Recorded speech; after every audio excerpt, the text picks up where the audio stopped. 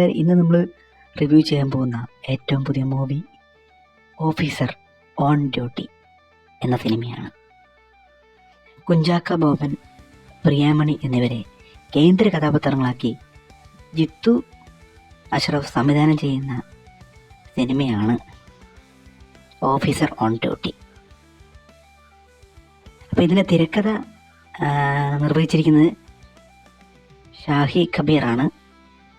Emotional crime drama വിഭാഗത്തിൽ പെടുത്താവുന്ന ഒരു thriller സിനിമയാണ് officer on duty.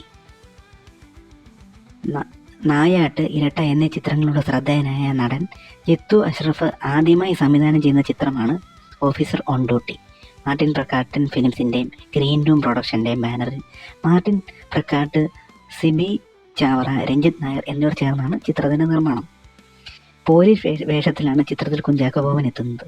Jagdish, Vaishakh Nair, Manoj KU, Ramzan Muhammad, Unni Lalu, Jayakurup, Vaishakh Shankar, Vishnu G Warrier, Laya Mamman, Aishwarya എന്നിവരാണ് സുപ്രധാന വേഷങ്ങളിൽ ചിത്രത്തിലുള്ളത്.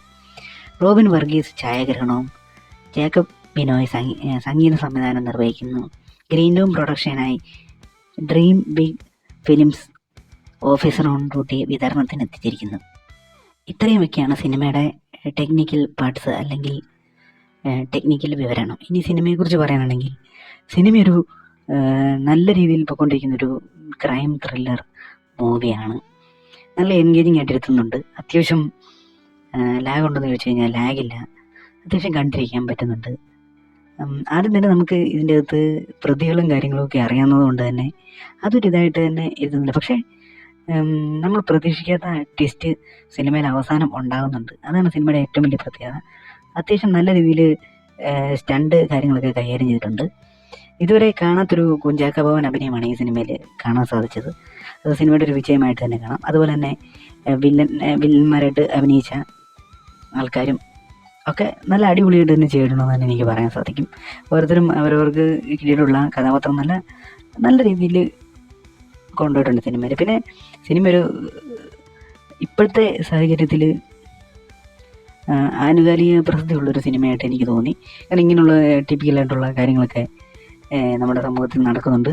അതിനെതിരെ പോരാടാനുള്ളൊരു മെസ്സേജും കൂടെ സിനിമ നൽകുന്നുണ്ടെന്ന് തന്നെ നമുക്ക് പറയാൻ സാധിക്കും. ഇതിൽ തന്നെ ഏറ്റവും അത്ഭുതപ്പെടുത്തിയത് വൈശാഖ് നായർ എന്ന ആക്ടറുടെ വില്ലൻ വേഷമാണ്. അടിപൊളിയായിരുന്നു, വേറെ ലെവലായിരുന്നു. കൂടെ തന്നെ പുള്ളിക്കാരൻ്റെ കൂടെ ഉണ്ടായിരുന്ന രണ്ട് ഗ്യാങ്ങിലുള്ള രണ്ട് സ്ത്രീകളുണ്ട്. അവരുടെ പേരെനിക്കറിയില്ല. അവരും നല്ല രീതിയിൽ ചെയ്തിട്ടുണ്ട്. അത് എടുത്തു പറയേണ്ട കാര്യം തന്നെയാണ്. പിന്നെ റംസാന് കുറച്ച് ഇത് നേരം ഉണ്ടായിരുന്നു. പക്ഷേ റംസാൻ ആ ഗ്യാങ്ങിൽപ്പെട്ട ആളാണ്. അങ്ങനെ നോക്കുകയാണെങ്കിൽ ഓവറോൾ കണ്ടിരിക്കാൻ പറ്റിയൊരു നല്ലൊരു ക്രൈം ത്രില്ലർ ഡ്രാമ മൂവി തന്നെയാണ് ഇത്. Yet another solid thriller from Bollywood. ഒരു ചെറിയ ഇൻസിഡൻറ്റ് തുടങ്ങി അത് കണക്ട് ചെയ്യാൻ മെയിൻ പ്രോസസ്സിലേക്ക് കടക്കുന്ന രീതിയാണ് സിനിമയുടെ തിരക്കഥ.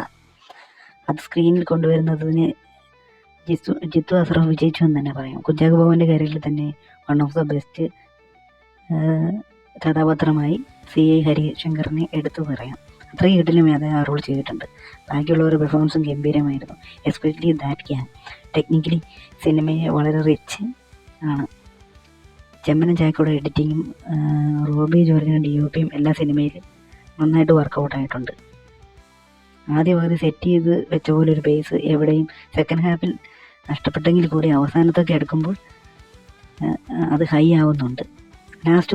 ലാസ്റ്റുള്ള ഫൈറ്റിൽ കുറച്ചുകൂടി ലൈറ്റപ്പ് ആകാമായിരുന്നെന്ന് തോന്നി. ഇതൊരു നല്ലൊരു ബെസ്റ്റ് മൂവി തന്നെയാണ്. ഇനി ഈ സിനിമ ആരൊക്കെ കാണണമെന്ന് ചോദിച്ചു കഴിഞ്ഞാൽ നിങ്ങൾ ക്രൈം ത്രില്ലർ ഡ്രാമ മൂവിയിൽ ഇഷ്ടപ്പെടുന്നവരാണെങ്കിൽ നിങ്ങൾക്ക് ധൈര്യമായിട്ട് ടിക്കറ്റ് എടുക്കാം.